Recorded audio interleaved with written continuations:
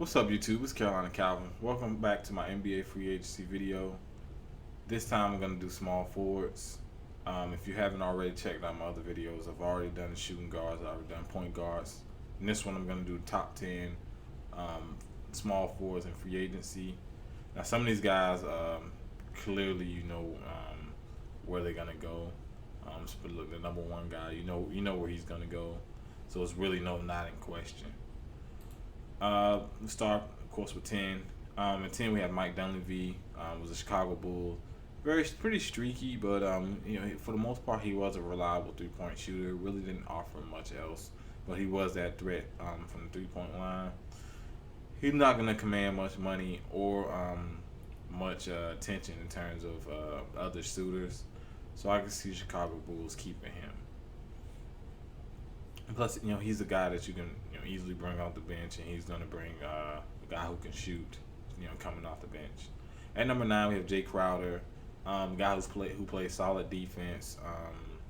Has to improve as a jump shooter, but I think he gives effort defensively, and that alone will get you some attention, especially when you're a bit younger player. So I really don't see where he could go outside of he's probably gonna stay in Boston, seeing that this team did make the playoffs, and they gave Cleveland some good, a healthy Cleveland team for the most part. They had Kevin Love, they had Kyrie there. They gave them some good games, so I see him staying in Boston. Don't see him leaving. Next we have Corey Brewer for Houston Rockets. Runs the floor well, plays good defense. Can hit the three, can make the three-pointer, can get to the basket. I think he stays in Houston. I'm pretty sure he likes what they have there. They did make it to the Western Conference Finals. Ended up losing to Golden State, but I don't think he leaves. I mean, that team at this point is gonna give him one of the better shots at winning, and he's gonna get a significant amount of playing time. Next, we have Paul Pierce, who was talking about retirement. I don't think he's gonna retire. He makes some big plays in Washington, and if John Wall doesn't get hurt, I think that Washington team makes it to the Eastern Conference Finals. He hits some big shots for them. He's still really good in playoff time. He's a veteran. Obviously, he's lost a step, but when you need a guy to close the game, he can really do it. And he can still get you 15 to 20 points just on any given night. But you just don't ask him to play a bunch of minutes and to defend the best perimeter player on another team, because that's probably not happening at this point in his career. But I still think he has probably 1 or 2 years left, and he's going out a little bit better than a guy like Kevin Garnett, who completely is washed. He's completely washed up. I think he's going out a little bit better than Paul Pierce. He still has a little value. The Clippers was one team that wanted him, so we'll have to see. Does he stay in Washington? Does he go to LA? We'll have to wait and see. I think he stays in Washington. Next we have Luol Deng. Played with Miami. He All-Star days are gone. All-Star days when he was with the Bulls, those days are gone. I still think he is a really good role player, a guy who could start or could be, potentially be a sixth man off the bench. So I think he still has a lot of value, especially to a contending team.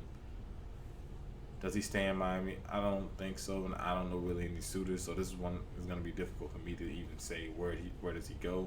But I still think he has some value out there on the market. DeMar Carroll, I think he stays in Atlanta. He definitely made a complete turnaround. Can make the three, defends well. I think he stays in Atlanta. And for the most part, Atlanta tries to keep the guys that they have there, obviously there. Next, we have Tobias Harris for Orlando. Played really good for them. I think he stays in Orlando. Orlando still, they're still trying to rebuild. They still bringing, Oladipo, Vucevic. Yeah, I said his name wrong, but I don't care. You know what I'm talking about. And Tobias Harris. So I think they got a nice young nucleus. They still need some more guys there, but I think he stays and they rebuild with this team. or it could be a team that offers him more money. But my opinion, I think he stays in Orlando. Draymond Green, he's staying in Golden State. They just won a title. He's become a very important player.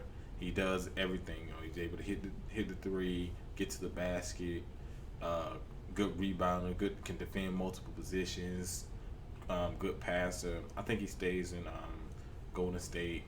When you got David Lee's contract coming off the books, and also I believe, David Lee's contract is coming off the books. He was making, I think he made $15 million just this past season. They were gonna resign Draymond Green. If they have to let David Lee go, Draymond Green is gonna be the guy the guy that they're gonna keep. He's definitely gonna be a guy they're gonna keep. So I don't think he goes anywhere. Next we have Kawhi Leonard. Spurs are gonna pay him.